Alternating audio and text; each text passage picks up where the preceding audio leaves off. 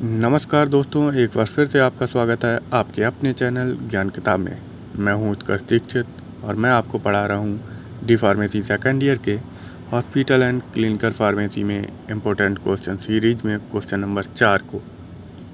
आइए बात करते हैं clinical pharmacy and scope of clinical pharmacy के बारे में। अगर आपने अभी तक हमारे चैनल को सब्सक्राइब नहीं किया है तो बेल आइकन को दबा लें और नोटिफिकेशन बेल को आप ऑल पे सेट कर दीजिए ताकि सबसे पहले नोटिफिकेशन आप तक पहुंचे अगली वीडियो का। चलिए शुरू करते हैं क्लिनिकल फार्मेसी से कि क्लिनिकल फार्मेसी है क्या। Basically clinical pharmacy is a stream of pharmacy that includes direct patient care with the extensive uses of medications to optimize the health outcomes of patient। Clinical pharmacy क्या है? Pharmacy की ही एक branch है, एक शाखा है जो डायरेक्टली इन्वॉल्व रहती है पेशेंट केयर के अंदर और दवाओं के सही उपयोग के बारे में और दवाओं के सही उपयोग से असर को दवाओं के कैसे बढ़ाया जाए और पेशेंट की हेल्थ को कैसे ज़्यादा से ज़्यादा तेज़ी के साथ में फ़ायदा पहुंचाया जाए, इसके बारे में काम करती है। The practice of clinical pharmacy has adopted a pharmaceutical care philosophy. बाकी फार्मेसी से अलग क्या है? क्लिनिकल फार्मेसी थोड़ा सा अलग चलता है। ये आपकी केयर के ऊपर फोकस करता है मेडिकेशन डिस्ट्रीब्यूशन के साथ साथ। आगे अगर हम लोग इसी में देखें तो क्या लिखा हुआ है? The clinical pharmacy movement is considered to have been instigated inside hospitals and clinics, although clinical pharmacists all over the world attend to patients in all healthcare environments। Clinical pharmacy क्या है? बाकी जैसा मैंने बताया बाकी फार्मेसी से अलग है, पेशेंट केयर के साथ में इन्वॉल्व रहता है।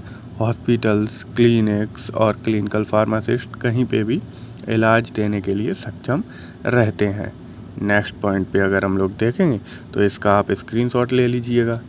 क्लिनिकल फार्मेसी और फार्मेसी के बारे में लोगों को बहुत ज़्यादा जानकारी नहीं थी कोरोना से पहले, मतलब कि 2020 जनवरी से पहले।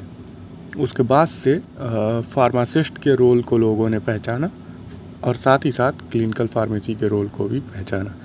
इसे आप स्क्रीनशॉट लेके और लिख लीजिएगा। बाकी हम लोग चलते हैं नेक्स्ट पॉइंट पे और आगे देखते हैं हम लोग कि क्लिनिकल फार्मेसी के उपयोग क्या क्या हैं, स्कोप क्या क्या है और कहाँ कहाँ पे आपकी एज अ क्लिनिकल फार्मासिस्ट ज़्यादा उपयोगिता साबित होगी, कहाँ कहाँ पे आप अपना काम कर पाएंगे। तो जैसा कि यहाँ पे स्कोप ऑफ क्लिनिकल फार्मेसी में आप देख सकते हैं, clinical pharmacy has immense scope in present world. The services of clinical pharmacy are considerable value as they act as a guide to physician for rational and safe use। जैसा कि यहाँ पे लिखा हुआ है कि आप सेफ और रेशनल यूज के लिए गाइड करते हैं आपके फिजिशियन को, मतलब कि सही और सुरक्षित इलाज के लिए। दूसरा पॉइंट है आपका ड्रग इन्फॉर्मेशन। आप लोगों को as a drug expert guide कर सकते हैं, लोगों को साथ ही साथ फिजिशियन को भी। दूसरे पॉइंट ड्रग यूटिलाइजेशन की अगर बात करें तो ड्रग यूटिलाइजेशन मेनली फोकस करता है मार्केटिंग, डिस्ट्रीब्यूशन, प्रिस्क्रिप्शन और यूज़ ऑफ ड्रग के ऊपर। आपको यही जानकारी पेशेंट को, फिजिशियन को और मार्केटिंग रिप्रेजेंटेटिव है, मार्केटिंग कंपनीज है, उनको पहुंचानी है। तीसरा है आपका ड्रग एवेल्यूएशन एंड सिलेक्शन। सही तरीके से आपको चुनाव करना है, मार्केट में क्या चल रहा है उसके बेसिस पे वही क्योंकि बिकेगा तो उसी को आपको अपने यहाँ पे रखना है, जिसकी एफिकेसी के ऊपर कोई क्वेश्चन मार्क ना हो, उसकी इफेक्टिवनेस अच्छी होनी चाहिए, दाम भी सही होने चाहिए। नेक्स्ट देखते हैं medical therapy management. This aims to improve people's understanding of their health and proper management of their medication. इसके बारे में आपको पेशेंट को बता देना है कि किस तरीके की कंडीशन से आपकी किस तरीके से ट्रीट किया जाएगा, क्या क्या प्रॉब्लम्स आ सकती है, क्या क्या आपको बेनिफिट्स मिलने वाले हैं। Formal education and training programmes आप लॉन्च कर सकते हैं लगातार। रिलेटेड होने चाहिए आपकी, कंसंट्रेटेड होने चाहिए डिस्कवरी के ऊपर, डेवलपमेंट के ऊपर, प्रोडक्शन के ऊपर, डिस्ट्रीब्यूशन के ऊपर और साथ ही साथ आप गाइड करते रहिए लोगों को इन सारी चीज़ों के बारे में।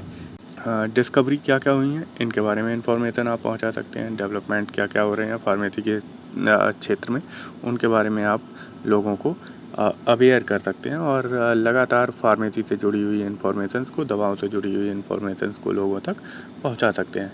ये सेशन आपको कैसा लगा ये आप कमेंट बॉक्स में हमें बताना ना भूलें।